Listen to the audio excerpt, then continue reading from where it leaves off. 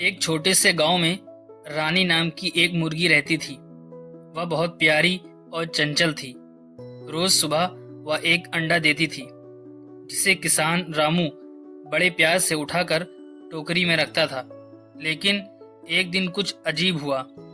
रानी ने जो अंडा दिया वह सुनहरे रंग का था और हल्का चमक रहा था। रामू ने हैरानी से उसे उठाया और बोला, अरे, ये तो जादुई अंडा लगता है। रामू ने सोचा कि यह कोई सपना है, लेकिन अगले दिन फिर वैसा ही चमकता हुआ अंडा मिला। उसने यह बात गांव के सरपंच को बताई और जल्द ही पूरे गांव में ये खबर फैल गई कि रानी जादुई अंडे देती है। एक दिन एक लालची व्यापारी गांव में आया और बोला, रामू, ये मुर्गी मुझे बेच दो, मैं तुम्हें बहुत से पैसे दूंगा। लेकिन रामू को अपनी प्यारी मुर्गी से बहुत लगाव था। उसने कहा, नहीं, मैं रानी को नहीं बेच सकता।